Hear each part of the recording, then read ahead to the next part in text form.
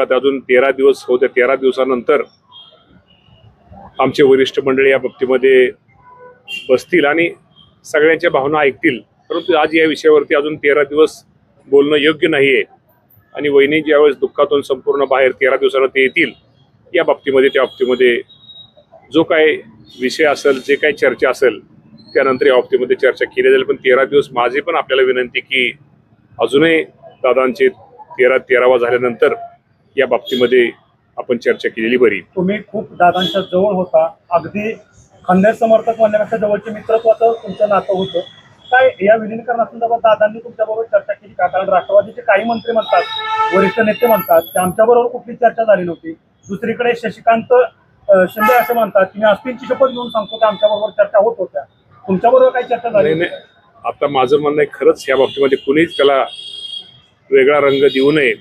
अजून 13 दिवस होऊ द्या ना. 13 दिवस झाल्यानंतर आपण या बाबतीमध्ये निश्चित प्रकारे चर्चा झाली का नाही झाली किंवा झाली न झाली या बाबतीमध्ये आज त्याची चर्चा करण्यापेक्षा अजून 13 दिवसाला मला वाटतं सोमवारी मंगळवारी तो 13वा आहे, त्यानंतर आपण निश्चित प्रकारे त्या बाबतीमध्ये चर्चा करू.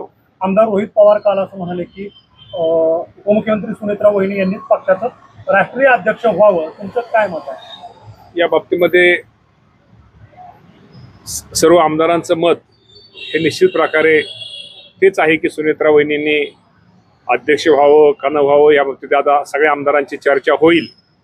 परंतु शेवटी दादांच्या नंतर वहिनींनी राज्याचा कारभार, देशाचा कारभार, पक्षाचा पाहावा ही सगळ्या आमदारांची इच्छा जरी असली, या बाबतीमध्ये 13वा झाल्यानंतर सर्वांची चर्चा करून निश्चित प्रकारे त्या बाबतीमध्ये सर्व आमदारांची चर्चा करून योग्य तो निर्णय होईल.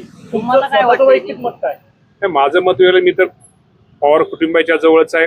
माझं मत वैयक्तिक करण्यापेक्षा माझं पण म्हणणं आहे अजून 13 दिवस दुःखाचे दिवस आहेत. 13 दिवस होऊ द्या आणि 13 दिवसानंतर निश्चित प्रकारे निर्णय हा होईल.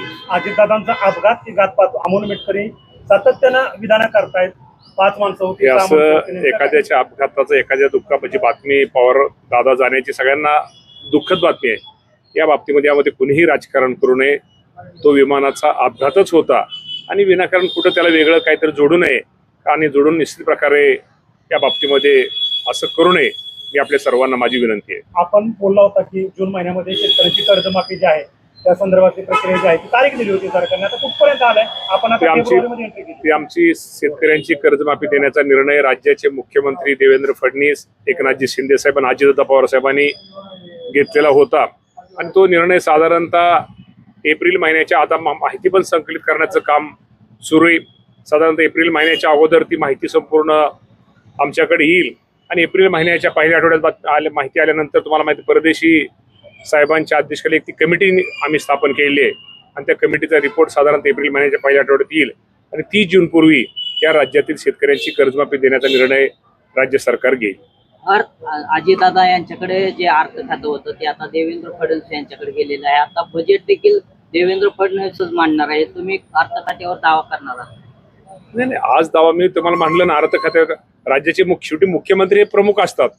आज दादांच्या जाण्यानं ती पोकळी किंवा तो पोकळी निर्माण आहे. त्यामुळं निश्चित प्रकारे देवेंद्र फडणवीस आता त्यांनाच ते बजेट आता काही अचानक हे आलेलं आहे, अधिवेशन आलेले आहे, तेव्हा देवेंद्र फडणवीस ते बजेट मांडतील आणि त्यानंतर योग्य तो निर्णय घेतील. या बजेटमध्ये कर्जमाफीचा विषय चर्चेला जाईल. बजेटमध्ये म्हणण्यापेक्षा तुम्हाला माहिती आहे की हा मुख्यमंत्र्यांनी आणि दोन्ही उपमुख्यमंत्र्यांनी हा निर्णय जाहीर केलेला आहे.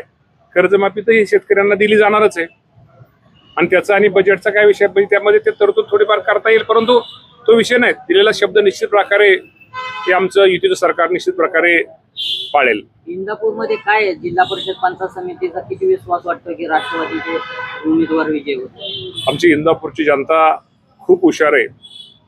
कुणाच्या तरी भाषणाला, कुणाच तरी प्रचार सभेला, कुणाच तरी बोलण्याला ही जनता कधीच भुलणार नाहीये.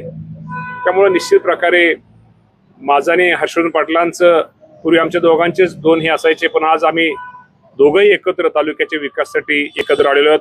राष्ट्रवादीच्या घड्याळ्या चिन्हावरती आमचे सगळे 24 निवडणूक लढवत आहेत आणि तुम्हाला कळेल, मी बोलण्यापेक्षा तुम्ही माझं आता हे रेकॉर्ड करा.